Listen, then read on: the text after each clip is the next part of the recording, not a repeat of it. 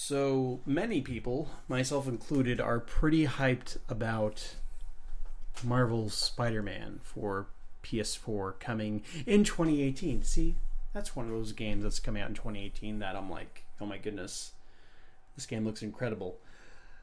And Marvel has stated that they want to really aim for quality with their games going forward. This includes avoiding things like movie tie-ins or TV show tie-ins, even, because it's the focus at that point doesn't really become on getting a good game out. It's getting any game out that's playable when a movie comes out in theaters, when you have limited resources to work with leading up to the movie's release. Because let's face it, movie studios, for good reason, are very protective of what information gets shared. That's why if you play any movie tie-in game, like, there's all this like made up content that doesn't have anything to do with the movie plot. Because one, they're pretty much just given a basic synopsis of the movie plot, and they have to kind of fill in gaps here and there. Sometimes it works. Most often than not, it doesn't.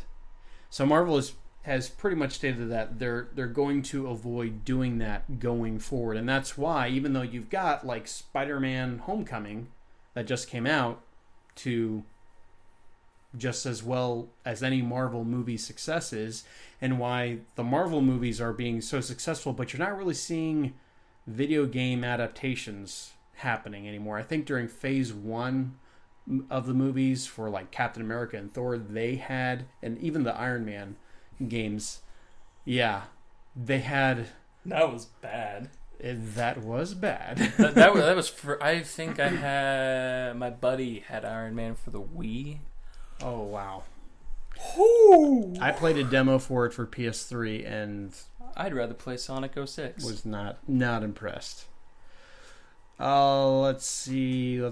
So it looks like one of the people in charge here, Bill Rosman, who's the executive creative director for Marvel Games, said he had an interview with Polygon, and was just being asked some questions about Square Enix's partnership on the Avengers project, Insomniac Games, Spider-Man, talking about Telltale's Guardians of the Galaxy games. He was kind of just asked different takes on that. And what he said in this interview was, we all assembled and took a step back and said, what's our philosophy on games?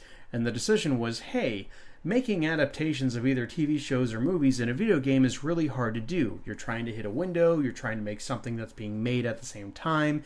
If you're trying to do an adaptation of a film and the rough draft is still being creative, you're never going to be able to capture that experience. And then he actually dealt with Spider-Man Homecoming specifically. He said, let's not try and make an adaptation of Spider-Man Homecoming. Let's make the best Spider-Man game we can, and we'll release it when it's ready.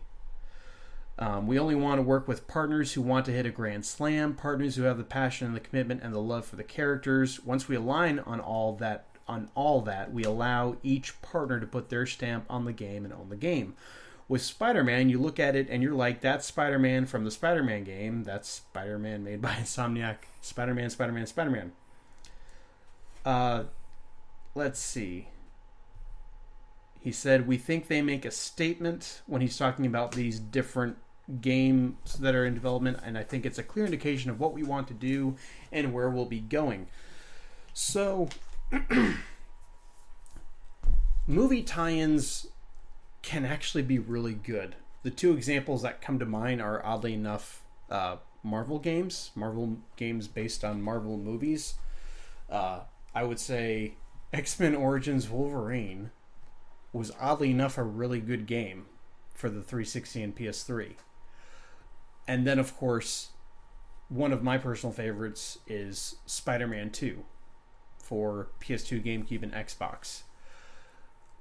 And I think what they did with those games is they had a very strong idea of what they wanted to do with the game, and they took a lot of time leading up to it. I remember reading an article, I want to say in Game Informer, on Spider-Man 2, pretty soon after the first Spider-Man movie adaptation game came out.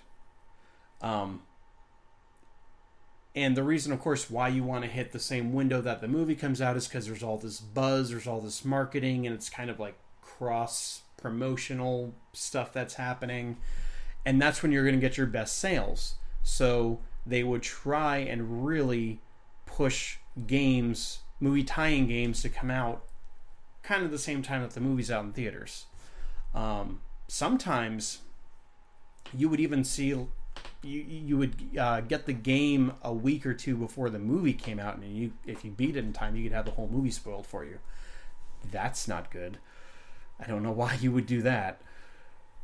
So I feel like they can work, but since the batting average is so bad when it comes to movie tie-ins, it's kind of a good idea to just avoid them altogether. What say you? Pretty much. Say so, yeah. I mean, I don't really play very many video games that are based off movies. Mm-hmm. Just because they're almost never good, and I'm really not even gonna count Lego. Yeah, you really can't count Lego. No, but yeah, I just don't even bother. That's like the type of games you'd see in like Walmart with the like, hey, these games are like $5, $10. Yeah, get them. It's like, oh, that's a bunch of movie video games, and that is a garbage fire on the shelf right there. What was it? Ride to Retribution, or whatever. It was a bad game. The one about the bikers. Yeah, that was. Yeah. Whew. That was a bad game. But yeah, that. I will however say that I think I did play like one movie or one game that was based off of a movie. It was Kung Fu Panda 1. Mm-hmm. That was a surprisingly fun game. Sometimes it works. In fact, I even think they had a game based on Batman Begins that was actually pretty done pretty well. Pre-Arkham, as far as pre-Arkham Batman games go, it was pretty good. It just seems like the fact that you have all the marketing happening at the same time, you should take as much time as you can to make a game good. Yeah. I mean, this Spider-Man game was announced over a year ago in the E3 of 2016. And it's not coming out till 2018.